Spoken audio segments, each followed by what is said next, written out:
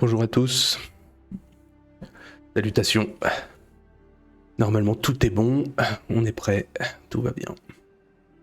Donc, aujourd'hui, la ville de Van Salomon. Comme d'habitude, présentation du contenant, le livre fait à peu près 315 pages.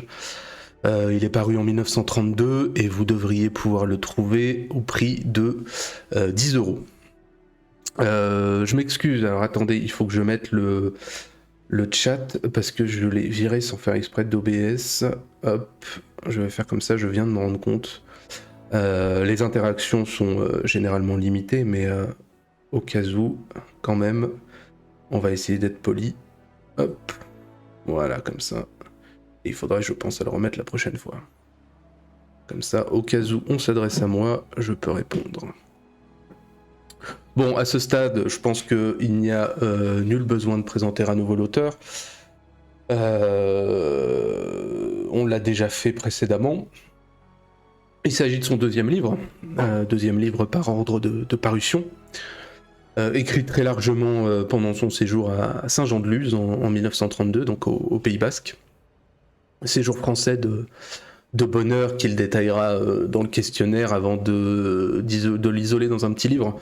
Je ne crois pas qu'il existe en français. Je suis pas sûr. Peut-être que si Glücklich im Frankreich, si je dis pas de bêtises, en allemand, il a peut-être été édité en français aussi. Mais enfin, peu importe. C'est une extraction du questionnaire. Donc deuxième en parution, troisième dans la chronologie de l'existence de l'auteur. Je pense que jusque là vous suivez. Hop. Je vais mettre la couverture. Hop. Donc chronologiquement, pour la publication de ce deuxième livre, on se trouve donc en 1932 entre la prison dans laquelle il écrit Il est réprouvé en 1930, qui est le deuxième séjour en prison de sa vie, séjour de quelques mois à cause des événements qui sont relatés justement dans la ville. Donc entre cette atmosphère-là de 1930, cette prison, et l'atmosphère lourde de Vienne en 1933 dans laquelle il rédige Les Cadets. Cette distance importante géographique d'abord, puisqu'il l'écrit en France, je l'ai dit, et positive, puisque c'est un moment de bonheur dans sa vie. Cette distance, elle explique peut-être que ce livre soit différent des deux autres. Le précédent et le suivant, Les Réprouvés et Les Cadets, donc. En effet, on a ici un roman, largement autobiographique pour la partie des troubles du Schleswig, et plus imaginaire pour le reste, qui lui permet des divagations et aussi de donner une fin différente aux événements, une fin qui dit peut-être un certain nombre de choses sur l'auteur. Ou peut-être qu'elle ne dit rien et que c'est au lecteur d'inventer son interprétation. Peu importe. C'est un roman, encore une fois, forcément historique, mais cette fois sur la fin des années 20 et le début des années 30, qui sont à la fois les années les plus brillantes de la République de Weimar, mais aussi le début de sa fin excessivement rapide. Parce que cette réussite de la République, qu'on pourrait trouver effectivement vantée dans certains livres d'histoire, elle est effectivement celle d'une classe politique, d'un monde culturel, d'une façade artificielle et d'une minorité, mais elle n'est pas, ou en tout cas pas toujours, celle du peuple. S'ajouteront derrière le vernis, bien sûr, les crises politiques internes et externes, qui sont bien entendu nombreuses dans l'Allemagne des années 20 et du début des années 30. Le crack de 29 aussi, bien sûr, qui dévoile un peu la réalité derrière le décor, et qui empêcheront que la République s'installe par l'usage, plus que de toute façon elle se serait installée par l'attachement des masses. Réalité donc économique ou politique peut-être donc pour l'effacement de Weimar, idéologique très sûrement. Le livre paraissant en 1932, il est d'une actualité brûlante quant au sujet qu'il traite, et cela peut expliquer en partie la transition vers un personnage de fiction qui permet de ne pas avoir à risquer de se dévoiler en tant qu'acteur de cette actualité pour Van Salomon. C'est aussi un roman dostoïevskien, il y a de toute façon un lien évident entre l'auteur et tous les Raskolnikov du monde. J'avais d'abord écrit, je l'ai dans mes notes, que, à mon avis, des passages étaient directement inspirés de Dostoïevski, comme celui qui évoque le Christ finissant en prison s'il avait à revenir dans notre société. C'est une une réminiscence assez transparente des frères Karamazov. Et puis, en finissant le livre à nouveau, je me suis rendu compte que la 4e de couverture évoquait elle-même cette filiation au grand auteur russe, et j'ai réalisé que j'avais percé un secret connu a priori de tout le monde, et donc je n'avais rien à vous apprendre. De toute façon, Dostoïevski est un auteur de référence de la droite allemande du temps. À noter que Van Salomon faisait de ce livre son plus réussi. Je suis bien indigne de ces traces, puisque c'est sans doute celui qui me parle le moins. La distance mise par la 3e personne retire, je trouve, on va dire, un certain éclat au propos. Ou plutôt qu'un éclat, une possibilité de parler, on va dire, au cœur et non au cerveau.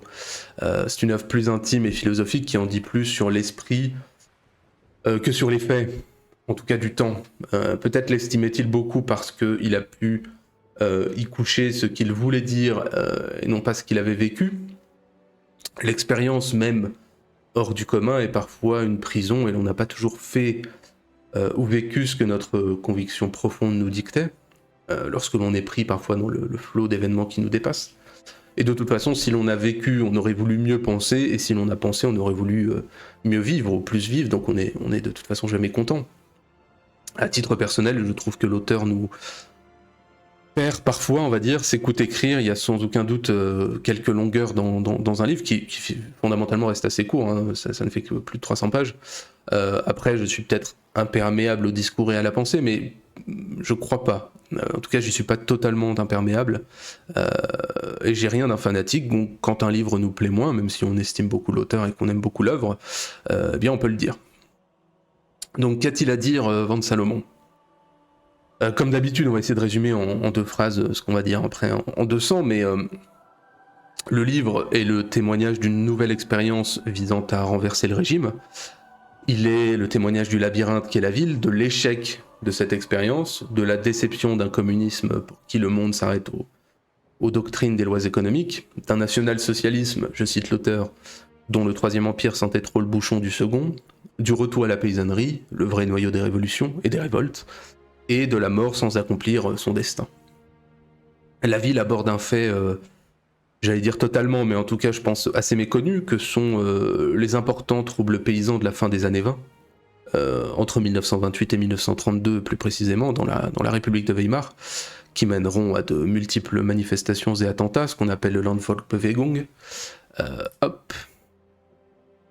Troubles bien auxquels toute la fratrie Van Salomon va participer plus ou moins grandement. Il s'agit d'une crise agraire et fiscale, sujet que l'on connaît toujours bien aujourd'hui, et la lutte se menait avec les armes de l'époque, soit la bombe et le caractère d'imprimerie. On y retrouve les mêmes doléances qu'aujourd'hui, la critique d'une administration qui vampirise le citoyen, ou du libre-échange qui va à l'encontre de l'intérêt national, bref. Comme aujourd'hui, l'Allemagne des années 30, c'était déjà mieux avant. En 1830, en 1930, en 2030, c'est toujours moins bien. Ce qui serait inquiétant, c'est que ce ne soit pas une vue de l'esprit, mais une réalité tangible. En tout état de cause, à la suite de la Première Guerre mondiale, l'agriculture allemande a pris un important retard. Les agriculteurs ont dû beaucoup s'endetter, l'ouverture de l'Allemagne un peu forcée, même très forcée aux accords internationaux, avec la crise économique qui s'en vient, tout ça va entraîner l'effondrement de l'agriculture.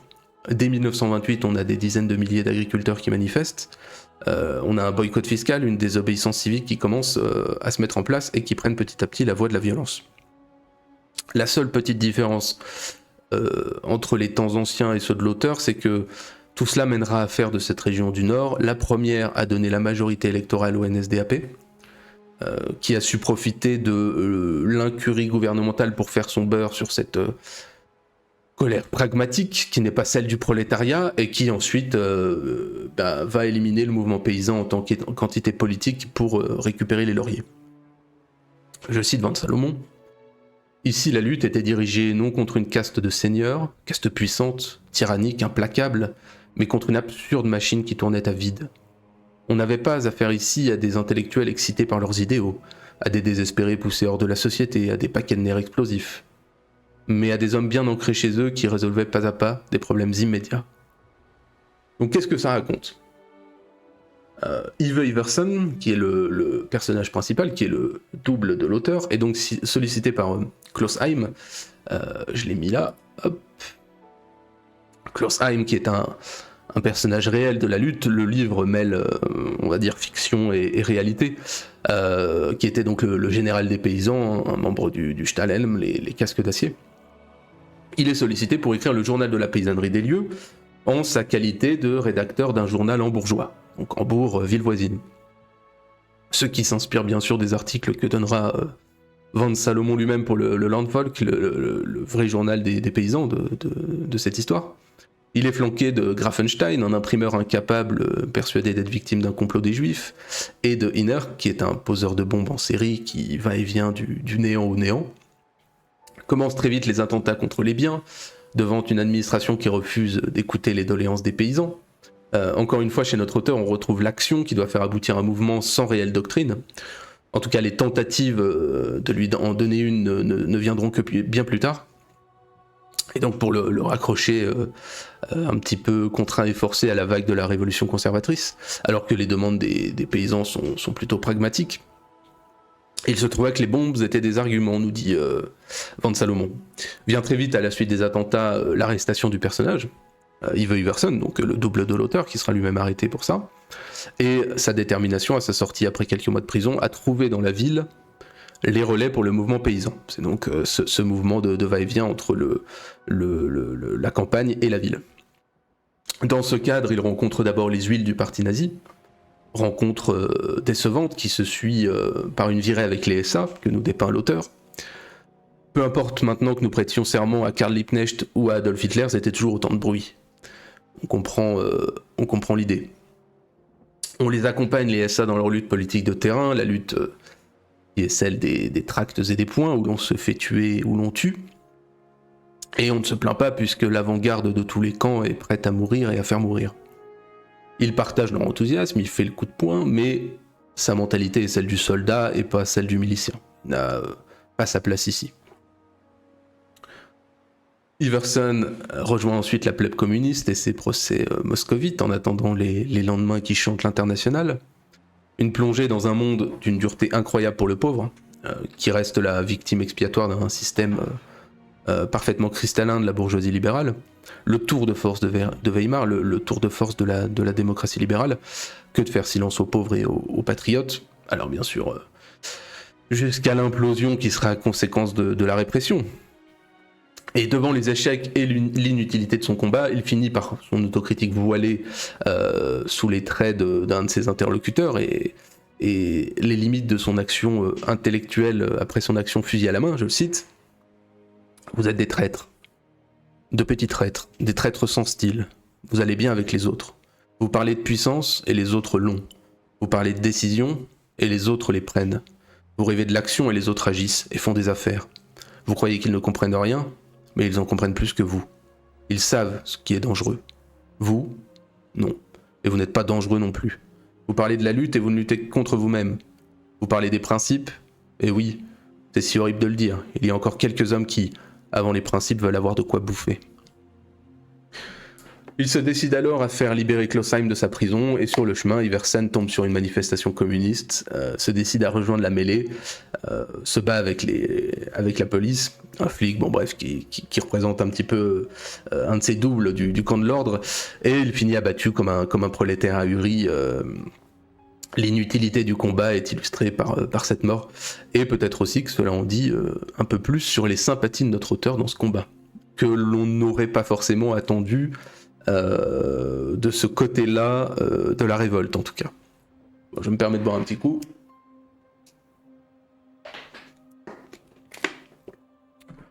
Alors, quel intérêt à ce que nous dit l'auteur ? J'aurais presque pu me contenter de recopier tout l'avant-propos de l'édition française de 1933, tant cet avant-propos est annonciateur, précis, juste sur l'homme, mais aussi sur ce qu'il dit de l'Allemagne, et fatalement en 1933 de l'Allemagne qui s'annonce. C'est presque invraisemblable et même criminel de n'avoir pu parfaitement anticiper le temps qui vient à cette lecture. Encore fallait-il le lire, bien entendu. Donc, qu'a donc à nous dire l'auteur sur son époque? Passons à Weimar, hop. Je le cite. Cela arriva durant ces curieuses années qui n'ont pas de nom, mais qui pourtant furent riches en mouvements violents. De grands bouleversements troublèrent les rapports qui enchaînaient les peuples.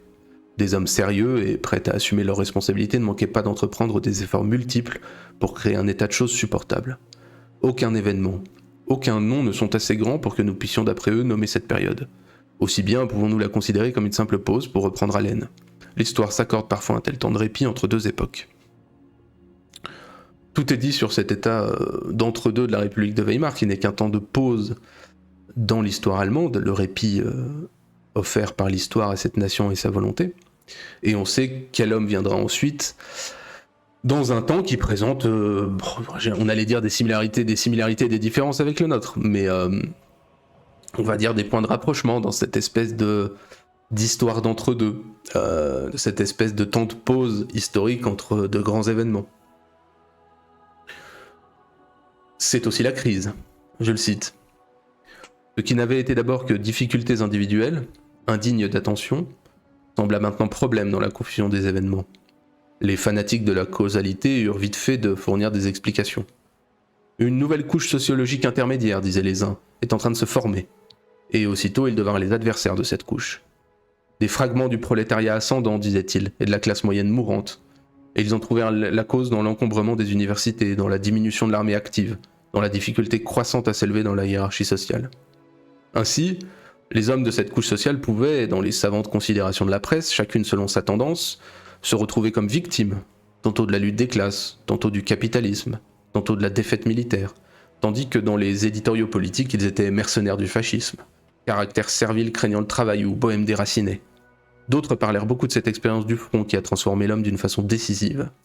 Mais en ce qui concerne la grande masse, après ces 20 cris de détresse sur la jeune génération, le régime employa le vieux procédé. Il livra les égarés, nuisibles au fonctionnement de la production, à la misère qu'ils avaient l'air de souhaiter eux-mêmes. Et on peut se demander si toutes les époques de troubles ne produisent pas les mêmes effets. Nous sommes encore aujourd'hui peut-être tous des Allemands. Ou en tout cas sommes-nous destinés à vivre un espèce de Weimar éternel jusqu'à l'implosion du régime. Dans cette époque de troubles, Van Salomon se plonge en profondeur dans le cœur du bouillonnement, qui est le chaudron des sorcières, la ville. La ville, c'est le lieu de l'anonymat, de la solitude, des apparences, le lieu rempli, je le cite, d'astrologues et chasseurs de rats, agents de tout et de rien, marchands de cheveux et laveurs de chiens, chanteurs ambulants et colporteurs, hommes honnêtes, sans espoir de réussir et qui, à cause de cela, ne pouvaient rien risquer, excepté la conscience émouvante d'être très utile et la certitude d'avoir réellement été fait pour toute autre chose.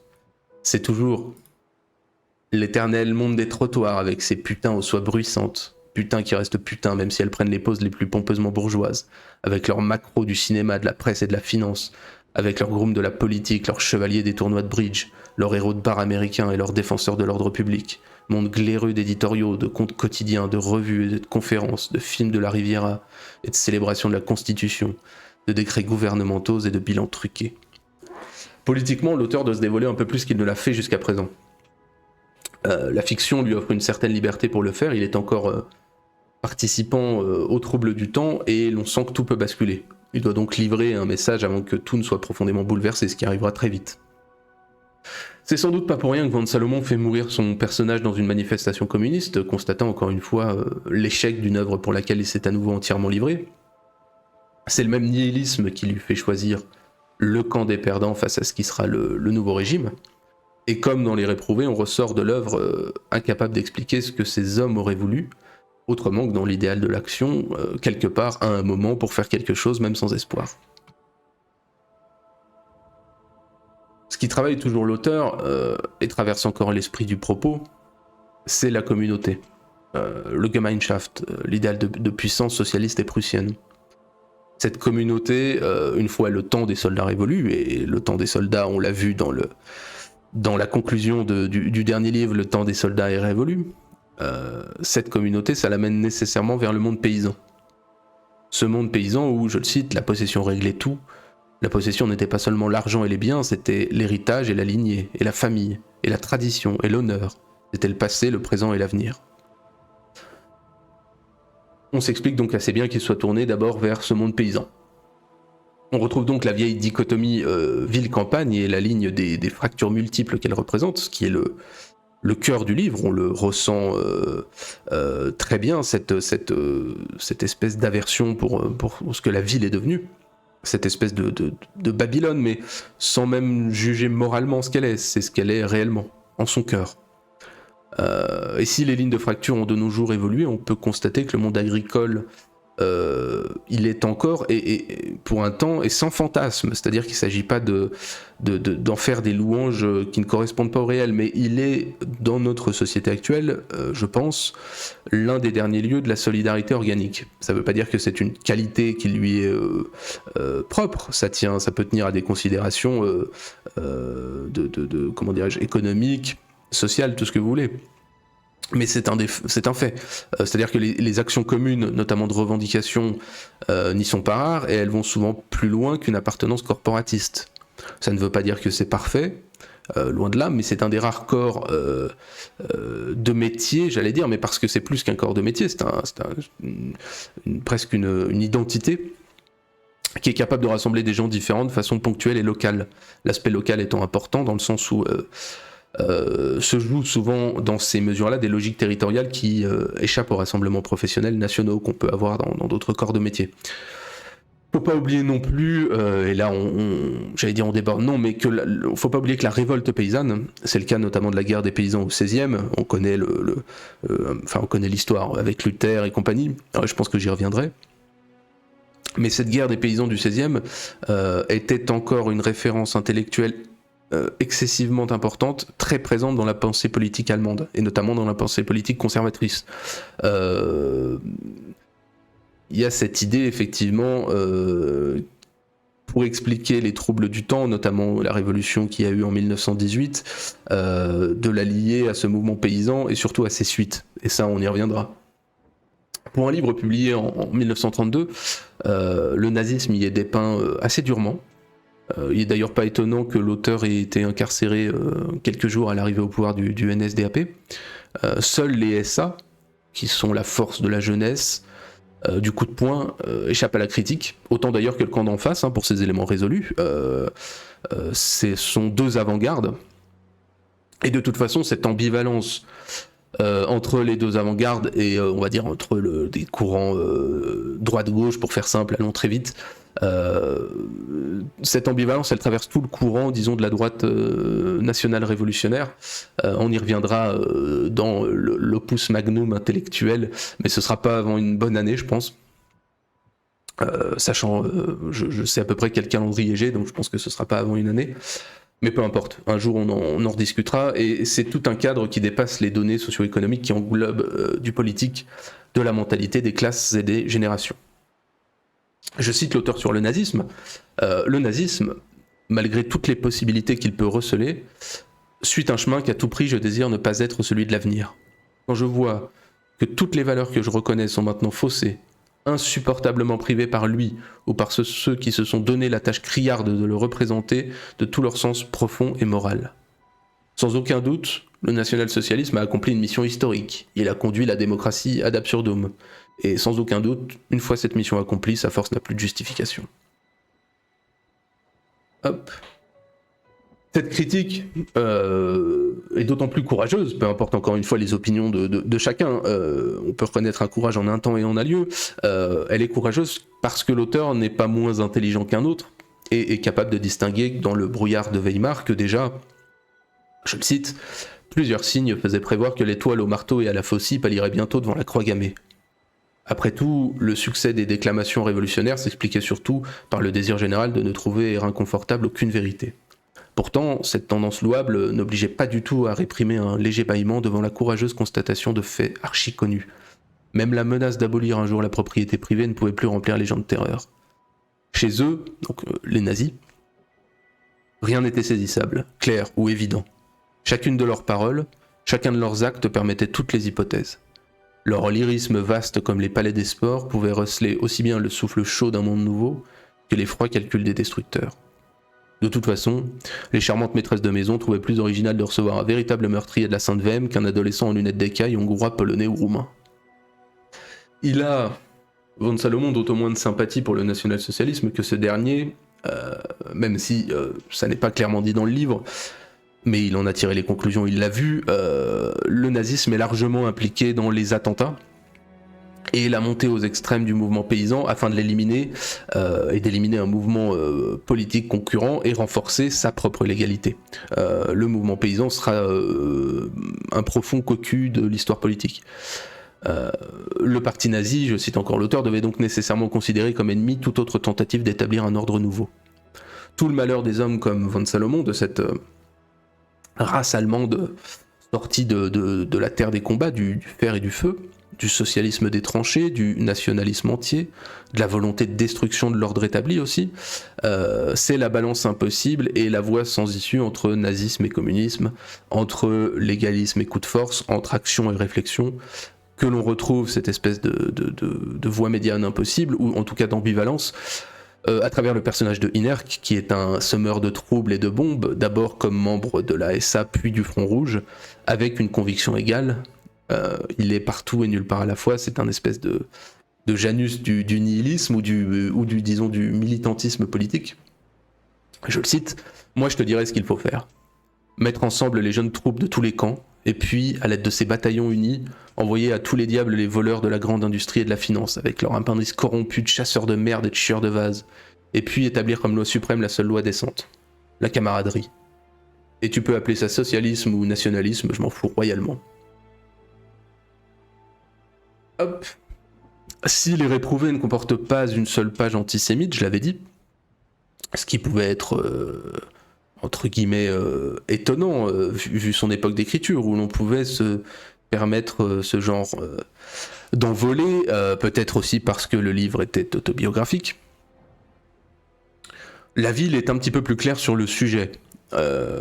Claire tout en étant un petit peu trouble aussi, puisque finalement rien n'est définitif. Mais il est clair que le personnage fictif permet une certaine licence et une certaine liberté, je le cite, sur l'antisémitisme. Il était antisémite, naturellement. Il l'était parce que c'était trop compliqué de ne pas l'être. Partout sur son chemin, il n'avait trouvé les juifs que comme ennemis. Leur primauté indiscutable dans beaucoup de domaines, en particulier dans ceux du commerce, des arts et de la presse, était à peine supportable. Elle lui semblait seulement conditionnée par le régime. Il fallait donc remplacer celui-ci par un nouveau régime qui, par le seul fait d'introduire une échelle de valeurs étrangère à la nature juive, devait nécessairement amener la fin de cette primauté désagréable. Les mots sont clairs, le juif est aujourd'hui le défenseur le plus visible du bastion libéral, je le combats parce que je veux prendre d'assaut le bastion. Et toutefois, si les propos sont clairs et l'ennemi désigné, l'antisémitisme est refusé comme doctrine raciale ou biologique de parti, comme doctrine d'ailleurs tout court, il n'est pas autre chose qu'un sentiment personnel face à un ennemi politique désigné. Je le cite encore.